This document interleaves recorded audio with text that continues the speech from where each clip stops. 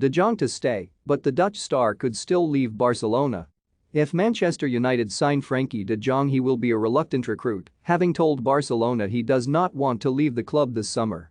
On the bright side, they'll be getting a player who is only 25, who has worked with Erik ten Hag at Ajax and has shown enough in 3 years at Barcelona to suggest he can yet become one of Europe's top midfielders. Xavi wants him to stay, and there can be few more convincing votes of confidence for the Dutch international. When De Jong reacted badly to being taken off against Rayo Vallecano last month, he went straight down the tunnel without acknowledging his manager, but the two had a clear-the-air meeting several days later, with Xavi telling him he had not lost confidence in him and wanted him at the club next season. That has been Xavi's message to the Barcelona directors too, but the club need to bring in 4 times as much as they spend this summer because of La Liga's spending limits, and the club see him as the one player they can move on for a big fee.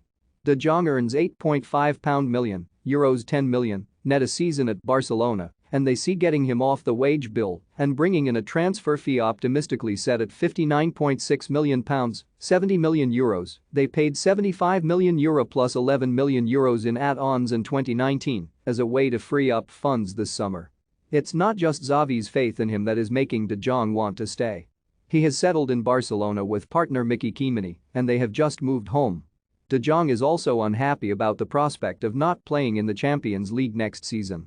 He has a contract to 2026, but what could change his mind is the anger being stoked up by feelings that, having at times been scapegoated for Barcelona's poor performances, he is now being forced out to balance the books. Storming off down the tunnel against Rayo was a demonstration of that frustration. The complaint from his critics at Barcelona is that he has not shown the character to become a leader on the pitch and in the dressing room, something his elevated fee should have guaranteed.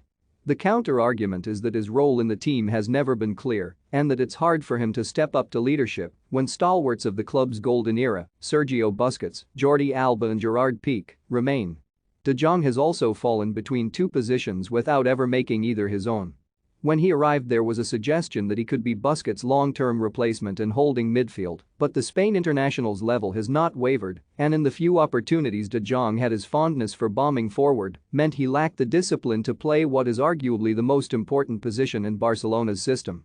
That has left him contesting one of the 2 lateral midfield berths either side of Busquets, and there he has had to compete with the new darling of the Camp Nou, Pedri, and the effervescent Gavi, who also has the club's support in his pocket.